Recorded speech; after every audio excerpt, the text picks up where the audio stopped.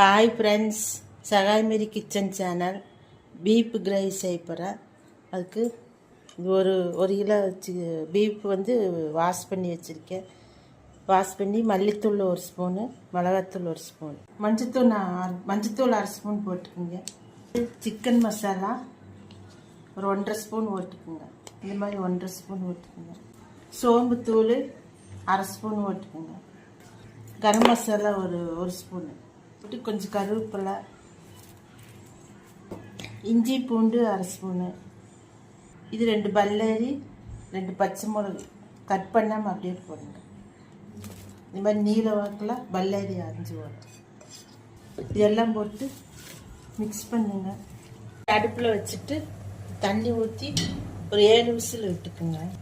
கறி வேகணுமில்ல, 7 விசில் விட்டு. உப்பெல்லாம் ஏற்கனவே போட்டேன், அதனால் உப்பெல்லாம் பார்த்துக்குங்க. குக்கரை இந்த மாதிரி ஓப்பன் பண்ணி இது எடுத்து வச்சுட்டு ஒரு வடச்சட்டி வச்சுட்டு, வடச்சட்டி சூடானது தேங்காய் எண்ணெய் ஊற்றிக்குங்க.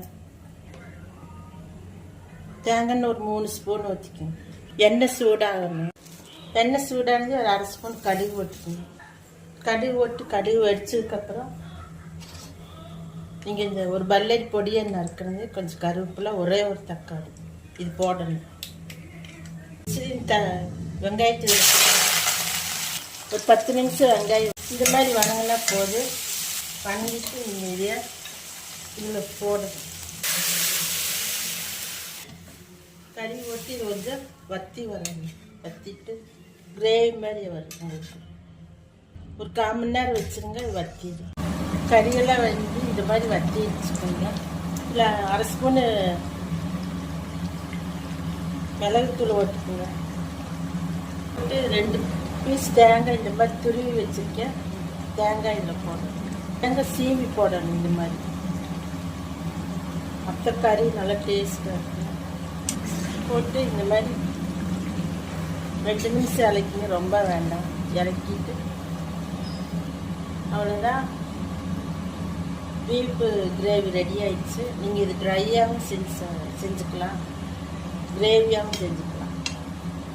இந்த மாதிரி செய்யுங்க, நல்லா டேஸ்ட்டாக இருக்கும். செஞ்சு ரைஸ்க்கு, சப்பாத்திக்கு, தோசைக்கு, கப்பக்கிழங்கு இந்த மாதிரி ஐட்டத்தில் வச்சு சாப்பிடுங்க. நல்லாயிருக்கும், நல்லா டேஸ்ட்டாக இருக்கும்.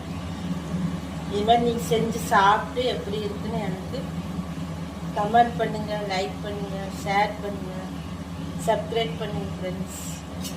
Okay friends.